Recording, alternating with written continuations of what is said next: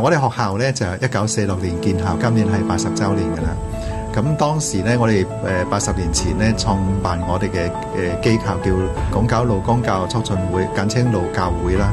咁我哋咧教學咧，首先我哋點樣提升我哋嘅教學水平？第一樣嘢咧，我諗我哋都係要講緊精準嘅教學啦，即係所謂因材施教啦咁樣。咁第二個做法咧，其實我哋就要持續去提升教師嗰個專業水平。但係另外一方面咧，我諗我哋都好重視嗰個叫學生嘅身心靈健康，因為咧講真，除咗學校老師做好多嘢之外咧，學生如果冇一個比較正向積極嘅心態咧，你都未必會教到學生嘅。咁所以注重學生嘅身心靈健康，包括對佢嘅關愛等等，呢啲都係我哋提升教學嘅一啲措施啦。我哋有開 STEM 課程，咁啊令到細路仔咧喺初中開始咧，佢能夠係有一啲跨學科嘅 STEM 嘅學習。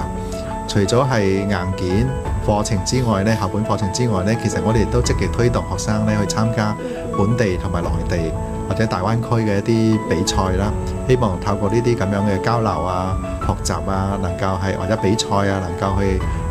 提升學生呢方面嘅一啲能力啊、認知啊咁樣。咁我哋講緊科技就唔係淨係學生嘅學習，同埋包括教師嘅使用等等啦。